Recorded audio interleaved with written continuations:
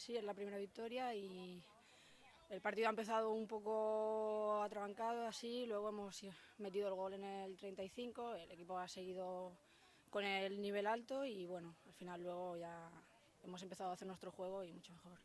Sí, el equipo ha hecho una pretemporada muy buena y a pesar de que se perdiese la Copa de Cataluña, fue una semana muy dura, fue un esfuerzo físico muy alto y bueno, se llegó un poco limitadas el domingo, pero luego esta semana hemos recuperado y volvemos a estar a un nivel muy alto.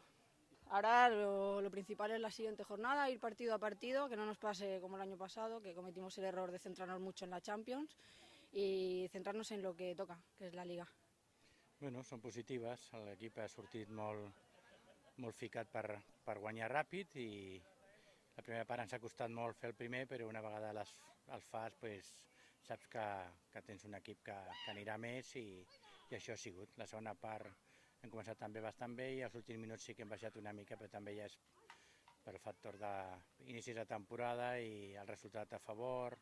Bueno, les sensacions són positives i esperem la propera setmana treure 3 punts a Sant Sebastià. Anem setmana a setmana i partit a partit.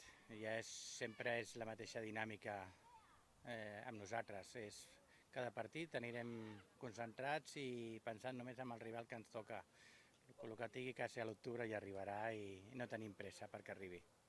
És un rival molt seriós, molt acostumat a competir per Europa, és la base de la selecció danesa, van arribar a la selecció, va arribar a la semifinal de l'últim campionat d'Europa. Tot el sistema defensiu és molt seriós, molt fort, molt ben treballat tàcticament i serà un partit o una eliminatòria molt complicada.